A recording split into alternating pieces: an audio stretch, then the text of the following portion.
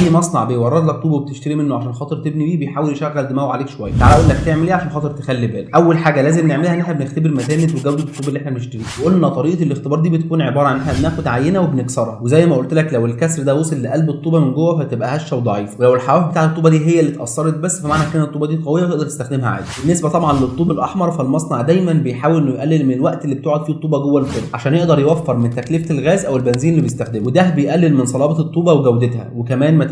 لازم اتاكد ان اللون النبيتي او الاحمر ده واصل لغايه قلب الطوبه من جوه، فبالتالي بعرف انها قعدت في الفرن الوقت الكافي المطلوب. بالنسبه بقى للطوب الاسمنتي كل ما يكون افتح واخد درجه الرصاصي او الرمادي الفاتح ده كل ما يكون اتعرضت للشمس وقت اطول، ومعنى كده ان الاسمنت نشف اكتر والطوبه بقت امتى. دايما في الطوب الاسمنتي المصانع بتحاول انها تقلل من عدد الساعات اللي بيتعرض فيها الطوب للشمس عشان تبيع اسرع وتكسب اكتر في وقت صغير وقليل، فيديك طوب بيسموه طوب اخضر لسه طري غير صالح للاستخدام. الحاجه اللي بعد كده